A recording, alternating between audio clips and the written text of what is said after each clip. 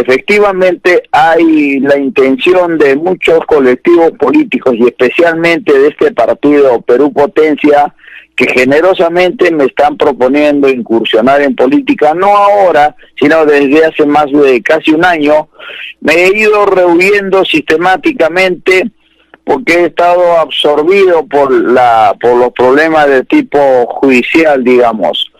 Pero ha sido tanta la insistencia y en verdad creo que en ese largo caminar, en este tortuoso caminar que es buscar justicia, primero buscar el cuerpo de mi hijo y encontrarlo yo, ya que el Estado, la policía ni la fiscalía pudieron hacerlo, y luego en este buscar de justicia, en donde se pretende archivar el caso, etcétera, etcétera, he aprendido, he entendido que ese cariño, esa adhesión, esa solidaridad que nos ha dado la población no puede ser respondida indiferentemente y debo de obedecer el llamado de estos grupos que, huérfanos de una representatividad, que desengañados de la política tradicional o de la politiquería, empiezan a mirar a su alrededor y pretenden encontrar una tabla de salvación. Yo no quiero aprovecharme en absoluto y he rehuido esta petición que se me ha hecho desde hace tiempo. Sin embargo, en estos días han insistido y se han llegado a conglomerarse 5 entidades independientes y me han pedido, y estoy pues en ese afán de querer corresponder con amor, ese amor que me ha entregado la población. Y lo digo sin ambajes, lo digo con sinceridad, lo digo porque la verdadera política consiste en entregar, en dar un servicio y no esperar nada.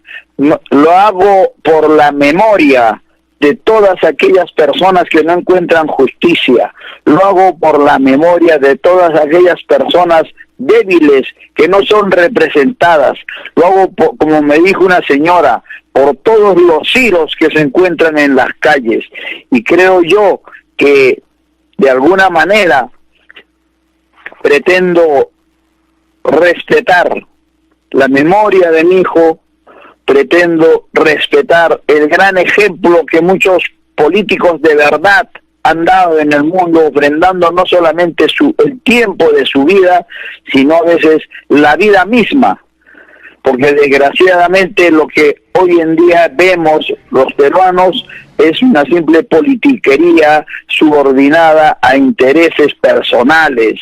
Lo que vemos es pues un enriquecimiento a través de la política, y lo que vemos en realidad no es otra cosa que politiquería. Queremos, si es que vamos a ingresar a la política, si es que lo vamos a hacer, pues vamos a hacer no para hacer politiquería, sino para hacer política de verdad. Doctor, en todo caso, esto es cierto, el caso de su hijo, pero la política, las candidaturas no son el medio correcto, el camino correcto para llegar a esa intención que usted dice de buscar justicia de su hijo y de muchos casos en el país, porque la política es traicionera, los hombres cambian con el poder y con el dinero, doctor. Lo que tratamos de ver es de que los hombres no cambien, que los hombres sean consecuentes con sus principios, de que los hombres cultiven valores, de que los hombres se forjen en esa tesitura que tenemos los peruanos y que hemos heredado de nuestros antepasados. Eso es lo que queremos, porque si no vamos a ser un pueblo sin esperanza, vamos a ser un país que no confía en su futuro como lo estamos haciendo ahora.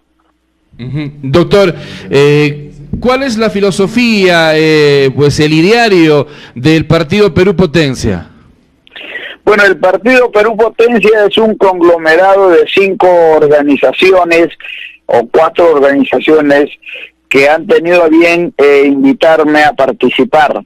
Ellos me han manifestado su carácter independiente no solamente independientes porque no son de ninguna organización tradicional, sino porque no son ni de derecha ni de izquierda, porque son gente honrada o por lo menos van a intentar buscar solo gente honrada en esta participación, porque pretenden darle un giro absolutamente diferente y un enfoque distinto a la política, porque pretenden no hacer politiquería, no son de derecha ni son de izquierda, términos que han confundido a nuestra población, maneras de manejar la política que solo han llevado a la división entre peruanos y que rescatan lo positivo de lo que se ha hecho en nuestra patria, pero combaten profundamente y sin ningún retaseo la corrupción, en contra de la corrupción.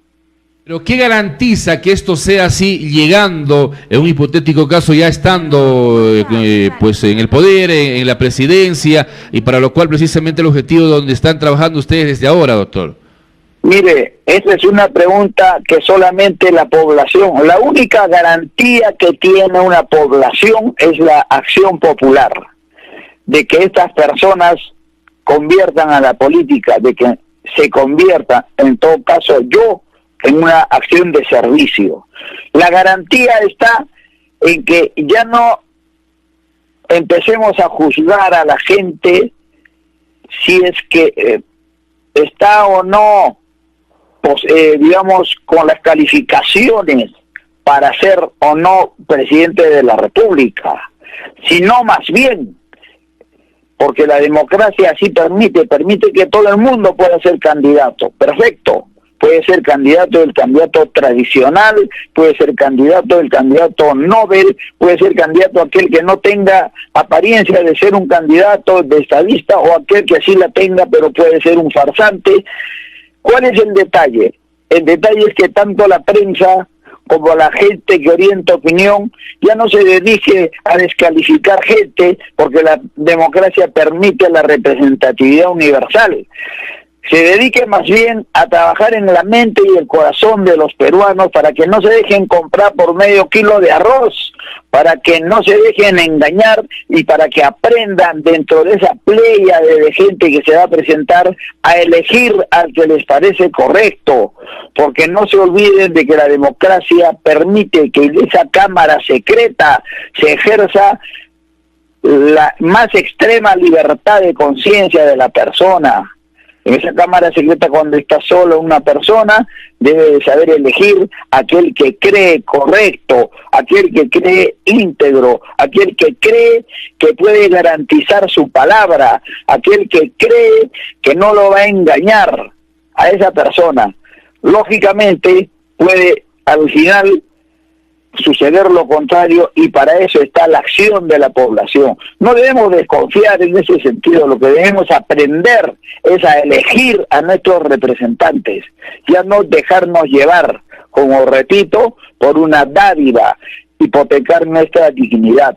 En esa cámara secreta de votación es donde se puede ejercer un acto de libertad dentro de esta democracia que aún es imperfecta, pero que nos corresponde a todos luchar para que se perfeccione. Claro, justamente, doctor, por ser imperfecta, por tener estos momentos, un discurso cuando se es candidato y otra cuando ya se está en la cancha, cuando se está en la acción. En este caso, ejemplos hay muchísimos. El caso de Ollanta Humala igual hablaba pues de necesidad de la población, de expectativa de la población, pero en la práctica terminó